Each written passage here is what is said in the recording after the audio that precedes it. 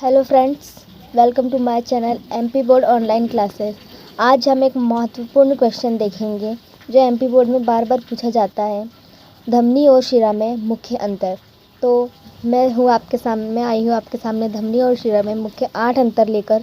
इसमें से आप लोग जो आपको इजी लगे वो 5 या 6 अंतर याद कर लीजिएगा। ये 4 नंबर में आ सकता है या फिर 3 नंबर में आ सकता है। तो आइए हम शुरू करते हैं। और अगर आपने अभी तक हमारे चैनल को सब्सक्राइब नहीं किया है तो प्लीज़ सब्सक्राइब कर लीजिए और बेल आइकन पर प्रेस कर दीजिए। वीडियो को लाइक भी कर दीजिएगा। तो आइए स्टार्ट करते हैं। पहला, धमनी मोटी तथा लचीली होती है। शिराओं में लिखेंगे धमनी पतली तथा बिना लचक वाली होती है। दूसरा, धमनियों के आयतन में कोई परिवर्तन नहीं होता है और शिराओं के आयतन में परिवर्तन होता रहता है।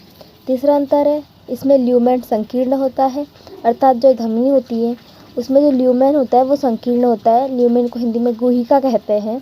और जो शिरा होती है उसमें ल्यूमेन चौड़ा होता है। ल्यूमेन मतलब गुहिका, हिंदी का नाम है उसका। और चौथा अंतर है, इसमें कपाट या इंग्लिश में वॉल्व नहीं पाए जाते हैं और जो शिरा होती है उसमें कपाट या वॉल्व पाए जाते हैं। नेक्स्ट है, धमनियों के रक्त में ऑक्सीजन O2 की उपस्थिति होती है और शिराओं के रक्त में कार्बन डाइऑक्साइड CO2 की उपस्थिति होती है। नेक्स्ट है, धमनियों का रंग लाल होता है। अब कॉमन सी बात है, O2 की उपस्थिति है, ऑक्सीजन की उपस्थिति मतलब लाल ही रंग होगा। और शिराओं का रंग नीला होता है। नेक्स्ट है, पल्मोनरी धमनी के अतिरिक्त शेष सभी धमनियाँ ऑक्सीजनित रक्त का संवहन करती है। और यहाँ है, शिरा में पल्मोनरी शिरा के अतिरिक्त शेष सभी शिराएं अनऑक्सीजनित रक्त का संवहन करती है। देखो ये बहुत बड़ा अंतर है बट बहुत इजी है। इसमें आपको बहुत अच्छी तरह से लिख सकते हो। एक पल्मोनरी धमनी है और इसमें एक कन्फ्यूज़न रहता है, तो जो धमनी होती है ना वो ऑक्सीजनित रक्त का संवहन करती है कभी भी, क्योंकि धमनियों में ऑक्सीजन उपस्थित होता है और शिराओं में कार्बन डाइऑक्साइड उपस्थित होती है। इसलिए शिराएं कभी भी ऑक्सीजनित रक्त का संवहन नहीं करेगी और अनऑक्सीजनित रक्त का संवहन करती है।